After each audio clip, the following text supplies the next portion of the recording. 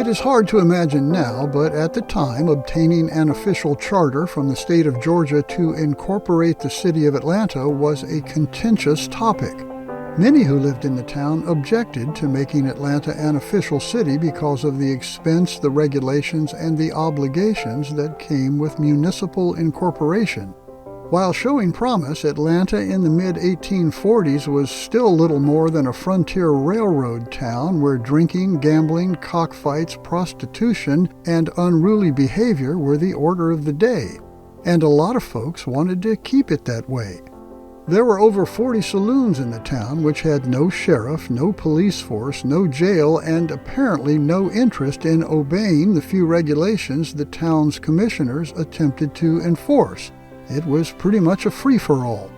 In 1846, city fathers had attempted to obtain a charter, but those in opposition hired a $50 lawyer who succeeded in stopping that effort cold.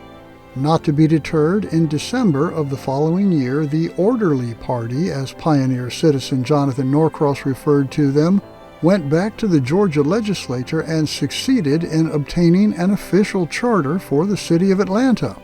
In 1848, Atlantans elected their first mayor and erected their first jailhouse. The Methodists, the Episcopalians, and the Baptists, in that order, all constructed houses of worship.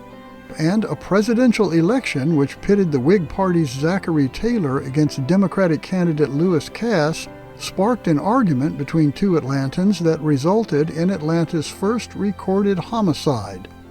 In 1849, while many Americans were taken with gold rush fever, Atlantans welcomed the arrival of the telegraph to their city. The following year, Alfred Wooding sold 6 acres of his land just outside the city limits, land that was to become the nucleus of what we know as Oakland Cemetery.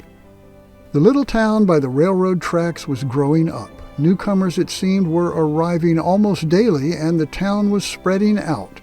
But as we will see in our next episode, Atlanta's two political factions, the Morals and the Rowdies, had very different ideas about Atlanta's future. And with the mayoral election of 1851 just around the corner, their long-simmering resentments would come to a boil, resulting in one of the most significant events in Atlanta's history. This is Lance Russell, and that is one of the stories of Atlanta.